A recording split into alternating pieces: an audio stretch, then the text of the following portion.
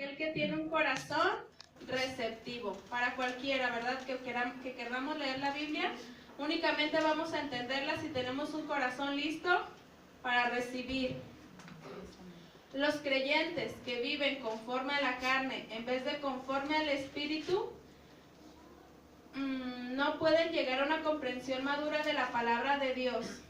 Ellos pueden digerir solo la leche espiritual, mientras que Dios desea que ellos coman comida sólida.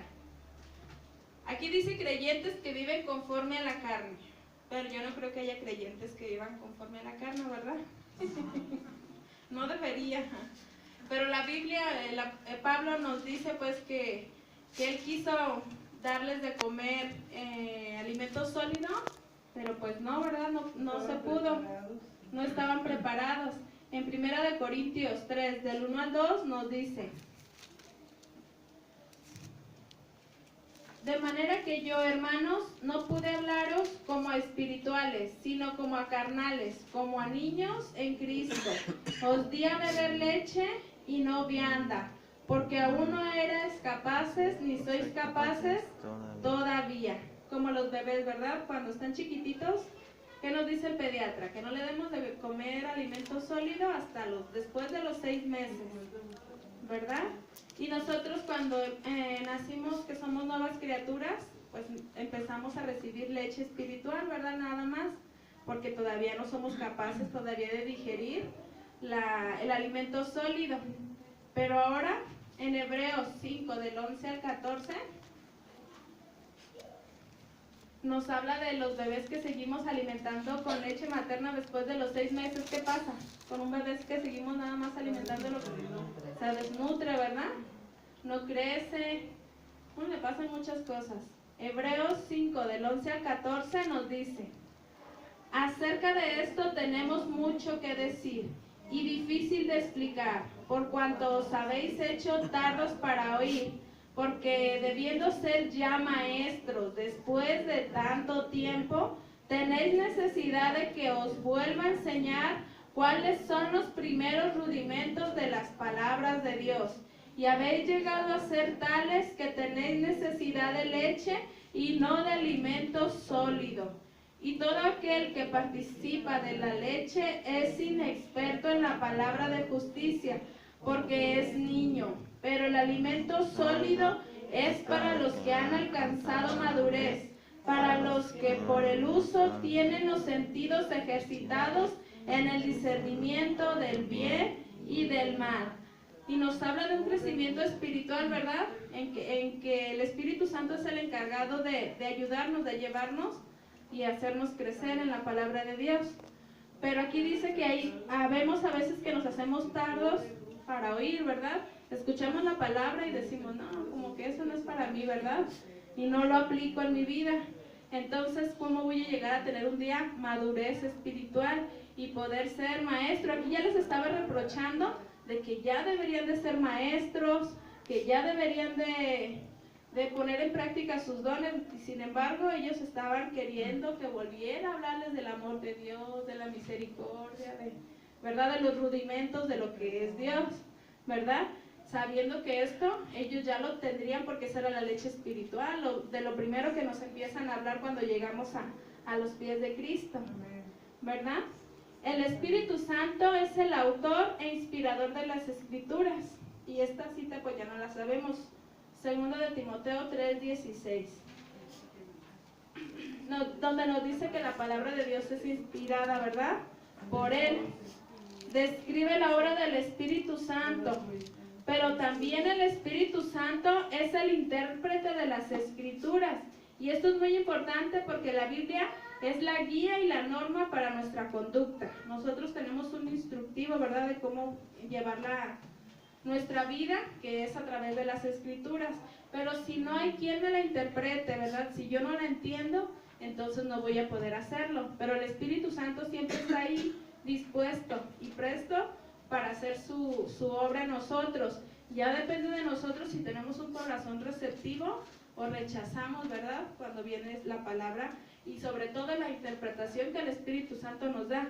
Porque muchas veces no nos gusta lo que la palabra de Dios nos puede decir, ¿verdad? Porque a lo mejor saca pues va a sacar lo feo que hay en nosotros, lo que nos da vergüenza, lo que nos desagrada, y nosotros pues a veces la rechazamos, decimos, ay no, como que eso no es para mí, pero el Espíritu Santo ya nos reveló, ¿verdad? Nos interpretó lo que para nosotros es esa palabra. Sí, así es. Vamos a ver la iglesia en la era del Espíritu Santo. Cualquier libro de teología general, por lo general indica que ahora estamos viviendo la era de la iglesia, ¿verdad? Que este es el tiempo del Espíritu Santo. La era de la iglesia empieza con el derramamiento del Espíritu Santo el día de Pentecostés, marcando el principio de la iglesia de Jesucristo. La era de la iglesia y la era del Espíritu Santo, como periodos terrenales, terminarán al mismo tiempo. ¿Sí saben cómo va a terminar? Cuando la iglesia se arrebatara, ¿verdad? Con el arrebatamiento de los creyentes. Segunda de Tesalonicenses 2:7 nos dice, porque ya está en acción el misterio de la iniquidad, solo que hay quien al presente lo detiene, hasta que él a su vez se ha quitado del medio, ¿verdad? O sea, el día que tanto la era del Espíritu como la era de la iglesia se ha levantado, entonces ya no va a haber nada que pueda detener el misterio de la iniquidad. Sí, muchos interpretan que es pues el anticristo, ¿verdad? El que ya está operando en la actualidad, pero que no está con todo su auge, todo lo que va a hacer, porque todavía está aquí el Espíritu Santo, ¿verdad? El Espíritu Santo que da vida a la iglesia. Por supuesto que el Espíritu Santo, como miembro de la deidad, no tiene principio o fin. Él es eterno. Se le menciona en el Antiguo Testamento y aún será parte del futuro eterno. El papel que él tiene en la era de la iglesia, ahora no lo tuvo antes del día de Pentecostés. Su papel será otra vez diferente después del arrebatamiento de la iglesia.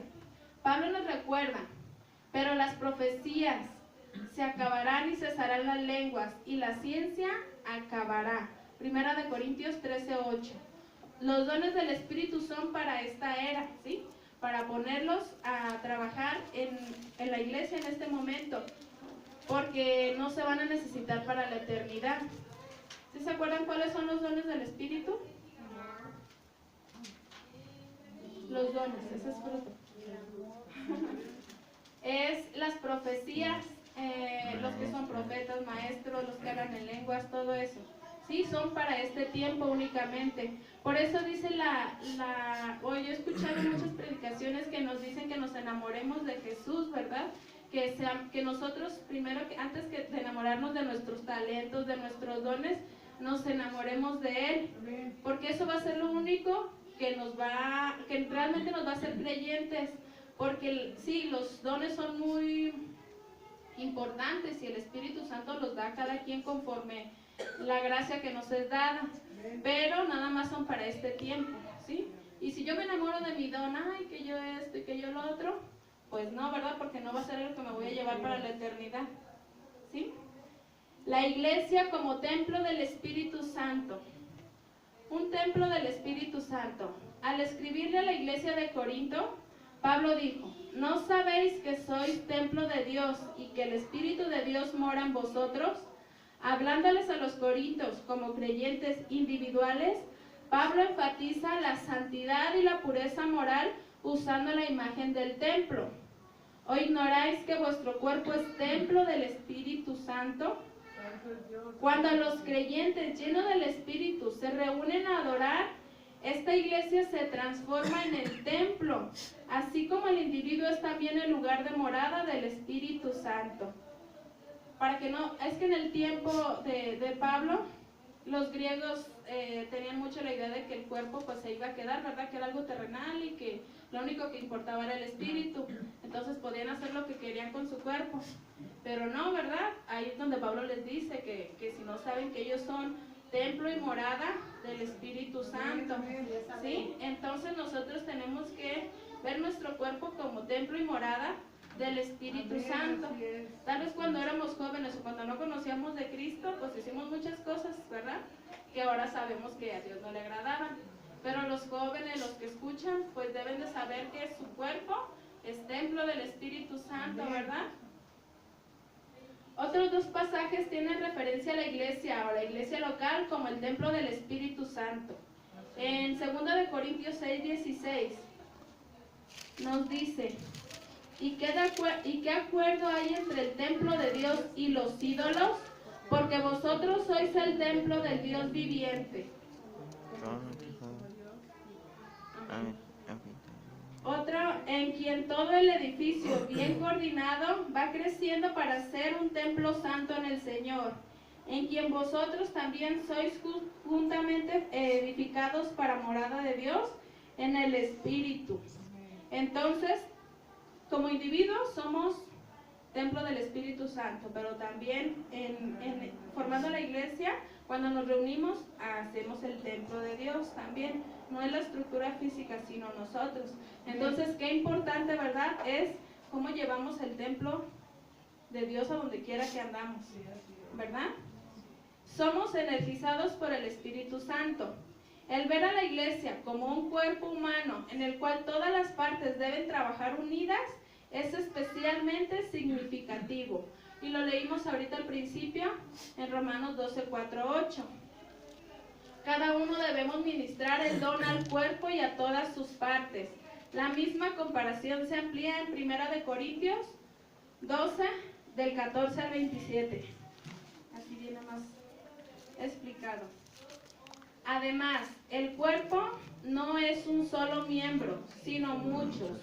Si dijera el pie, porque no soy mano, no soy del cuerpo, porque eso no será del cuerpo. Y si dijera la oreja, porque no soy ojo, no soy del cuerpo, por eso no será del cuerpo. Si todo el cuerpo fuese ojo, ¿dónde estaría el oído? Y si todo fuese oído, ¿dónde estaría el olfato? Mas ahora Dios ha colocado los miembros de cada uno de ellos en el cuerpo como Él quiso.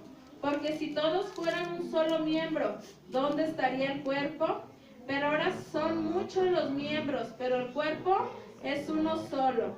Ni el ojo puede decir a la mano, no te necesito, ni tampoco la cabeza a los pies, no tengo necesidad de vosotros. Antes bien, los miembros del cuerpo que parecen más débiles son los más necesarios, y aquellos del cuerpo que no parecen menos dignos, a estos vestimos más dignamente, y los que nosotros son menos decorosos se tratan con más decoro, porque los que nosotros son más decorosos no tienen necesidad, pero Dios ordenó que el cuerpo, dando más abundante honor al que le faltaba, para que no haya desaveniencia en el cuerpo, sino que los miembros todos se preocupen los unos por los otros. De manera que si un miembro padece, todos los miembros se duelen con él. Y si un miembro recibe honra, todos los miembros con él se gozan. Vosotros pues sois del cuerpo de Cristo y miembros cada uno en particular. Amén. Entonces, pues cada uno tenemos que ministrar con el don que Dios nos dio, ¿verdad? Porque cada uno somos oreja, piel, lo que Dios, en donde Dios nos haya puesto. Un cuerpo humano está vivo mientras tiene hálito, ¿verdad? Mientras tiene aliento. Pero el Espíritu Santo es el hálito de Dios dando energía a toda la iglesia, ¿sí? Entonces estamos vivos como cuerpo de Cristo mientras el Espíritu Santo esté con nosotros, ¿sí? Y así como somos miembros individuales, pero formamos parte de un cuerpo, dice la Biblia que nos debemos de doler los unos con los otros, ¿verdad? Así como cuando nos pegamos en el dedo chiquito del pie izquierdo, ¿verdad? ¿Qué pasa? Luego, la boca se prepara para gritar, los ojos empiezan a llorarnos, el pie derecho se prepara para cargar el peso de todo el cuerpo en lo que estás brincando, ¿verdad? En lo que se pasa el dolor. Las manos se van a sobar, o sea, todo el cuerpo, todos los miembros se dirigen hacia donde está el dolor, ¿verdad? Para traer consuelo al pobre dedito, ¿verdad? Así debemos de ser nosotros como cuerpo en Cristo. Si a alguien le pasa algo a alguno de sus miembros, dolernos junto con él. Y esto únicamente va a pasar si realmente el Espíritu Santo es el que nos coordina, ¿verdad? Está entre nosotros. Para eso se necesita un derramamiento del Espíritu Santo. Y esto ocurrió, bueno, está la promesa de Dios en Joel 2:28. ¿Sí se lo sabe? Y después de esto, derramaré mi espíritu sobre toda carne, y profetizarán vuestros hijos y vuestras hijas. Vuestros ancianos soñarán sueños, y vuestros jóvenes verán visiones. Y su cumplimiento fue en el libro de Hechos 2:17. Y en los postreros días, dice Dios, derramaré mi espíritu sobre toda carne, y vuestros hijos y vuestras hijas profetizarán, vuestros jóvenes verán visiones, y vuestros ancianos soñarán sueños. Fue la explicación que Pedro les dio el día el día de Pentecostés, ¿verdad? Que vino el Espíritu Santo sobre los 120 y hablaban en lenguas, ¿verdad? Las personas pensaban que estaban ebrios, ¿verdad? Pero él les explicó que no, que era el cumplimiento de la promesa de Dios. Fue un derramamiento, una lluvia torrencial, un diluvio. Y esto es lo que nosotros estamos viendo en la era del Espíritu Santo. Sobre toda carne puede ser traducida como sobre toda persona, pero esto no significa sobre cada persona en particular, ni significa cada hijo de Dios individual, sino significa que hay creyentes llenos del Espíritu de cada raza, nacionalidad, edad, grupo, género y estatus social. Y en forma similar a la provisión de la salvación, el derramamiento del Espíritu Santo está disponible para cada persona que lo desee, que desee esta grande bendición. El Espíritu energiza a la iglesia, que está avanzando alrededor del mundo, vestido de toda la armadura de Dios. Ese es otro tema, en Efesios 6, del 11 al 17. Aquí nos habla de la armadura protectora, que incluye el cinturón de verdad, la coraza de justicia, el calzado del evangelio de la paz, el escudo de la fe, el yelmo de la salvación. Y la única arma ofensiva del equipo para llevar directo a la batalla contra Satanás en su propio campo es la espada del Espíritu, ¿verdad? Que es la palabra de Dios. Cuando el Espíritu unge la palabra, o sea, cuando vamos llenos del Espíritu Santo, ahí es cuando las vidas realmente son cambiadas al reino y los creyentes son llenos y equipados para una poderosa guerra espiritual. Entonces necesitamos el Espíritu, ¿verdad? Necesitamos un derramamiento del Espíritu Santo. La gran fraternidad del Espíritu Santo.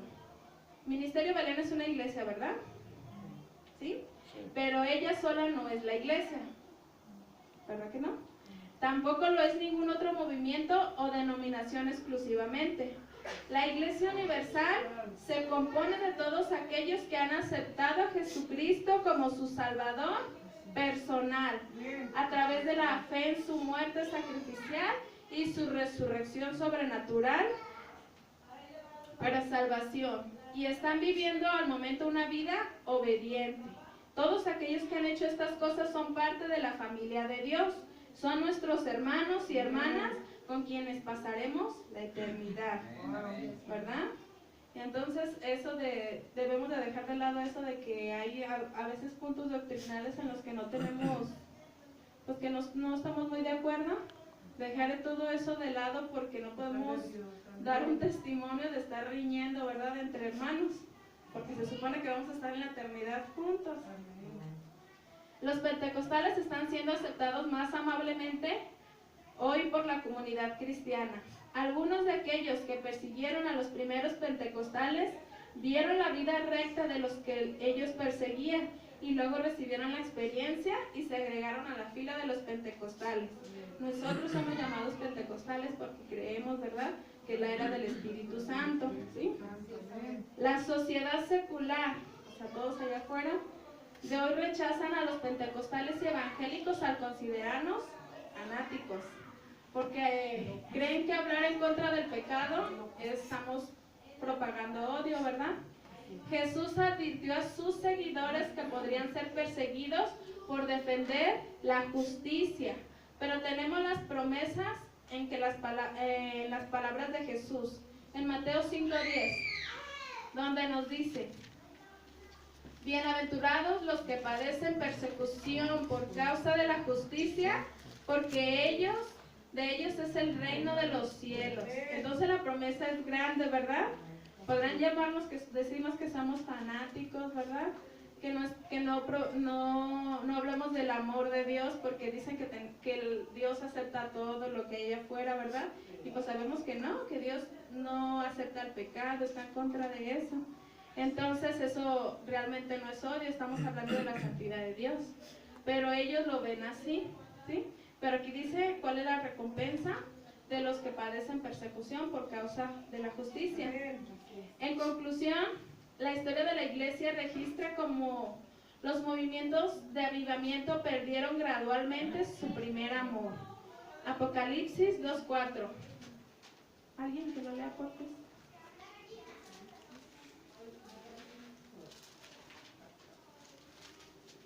Pero tengo contra ti que has dejado tu primer amor. ¿Más? Hasta ahí. Entonces, esto no ha sido solamente cuando se escribió esa carta, sino a lo largo de la historia de la iglesia. Muchos movimientos de avivamiento han perdido gradualmente su primer amor y desembocaron en rutinas rituales. ¿Ocurrirá lo mismo con el movimiento pentecostal? Esa es una pregunta que nos podemos hacer. Hay un aspecto del movimiento pentecostal que puede ayudar a evitar las tendencias de los avivamientos pasados. Primero, el Espíritu Santo nunca deja o pierde su amor divino y misión para los últimos días. Esta es todavía la era del Espíritu Santo y la profecía de Joel ha tenido otro cumplimiento. Segundo, el bautismo en el Espíritu Santo no fue solo para 120 creyentes en el primer siglo, sino para miles y miles de creyentes llenados individualmente o en grandes derramamientos sobre grupos de todos los tamaños. Esto es lo que debemos hacer. Los creyentes llenos del Espíritu debemos continuar fielmente llenos del Espíritu. La conexión nunca debe debilitarse o romperse. ¿Y cómo le vamos a hacer para que esta conexión nunca se rompa? ¿Cómo nos vamos a mantener llenos del Espíritu Santo? Con la comunión, ¿verdad? No apartándonos, orando todo el tiempo, leyendo las Escrituras, el ayuno. Todo eso son cosas muy importantes, ¿verdad? El apartarnos de la comunión del cuerpo de Cristo nos va a llevar a que vaya acabándose nuestro primer amor, ¿verdad? Pero mientras nos mantengamos cerca de la fuente, cerca del Espíritu Santo, siempre vamos a estar llenos y vamos a evitar que vayamos decayendo. Gálatas 3:3 nos advierte, ¿verdad? Pablo nos advierte lo que el Espíritu nos advierte el día de hoy. 3:3.